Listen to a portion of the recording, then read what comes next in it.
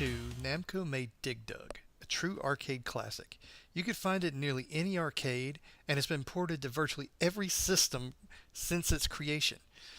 For those not familiar with Dig Dug, it follows the excavation exploits of Taizo Hori, who is the ex-husband of Tobi Kissy Masuyo, who is the heroine of the game Alien Sector, and the father of Susumu Hori, the main protagonist of the Mr. Driller series. In the game, you must help Taizo clear his subterranean playground of the cute little pukas and the fire-breathing Figars. Basically, you dig tunnels, you squish things with rocks, you grab prizes, and you blow things up with your air hose until they pop. It's Dig Dug. As I just mentioned, Taizo has a son that is the star of the Mr. Driller series. Many people seem to think that they are the same guy, and the Mr. Driller games are the sequels to Dig Dug. Not so.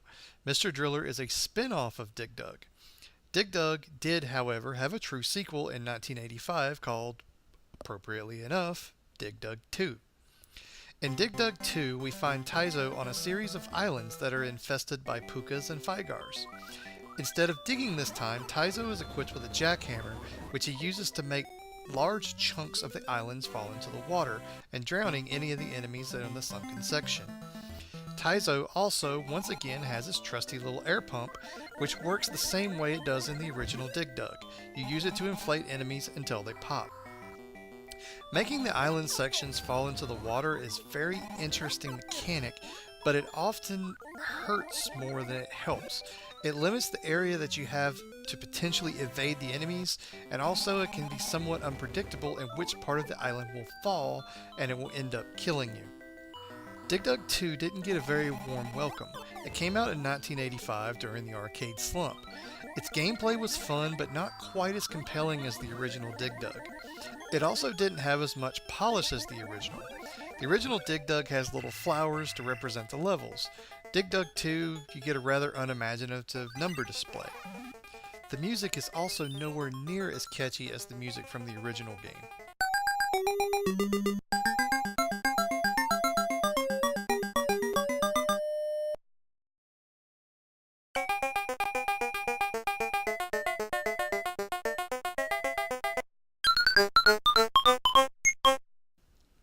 I know this sounds negative, but it's not. Dig Dug 2 is still a great game, but it is to Dig Dug's credit to how good that game was. Dig Dug 2 just had too much to live up to, and it just couldn't quite get there. The game lived in obscurity for years, but Namco eventually decided to start including it in their collections. It is included in the Namco Museum Battle Collection for the PSP, Namco Museum DS for the Nintendo DS, and Namco Museum Virtual Arcade for the Xbox 360. The arcade version is also available on the Wii's Virtual Console if you happen to live in Japan. The only retro system to have it was the NES. There were actually two versions of Dig Dug 2 in the arcades. The original version is significantly more challenging than the second version. The PSP and the DS collections include both versions of the game. All other ports were based off the newer, easier version of the game, with the exception of the Japanese Virtual Console version, which is based off the original harder version. If you like Dig Dug or Mr. Driller, you should definitely check out this somewhat overlooked entry in the Hori story, even if it doesn't quite live up to the original.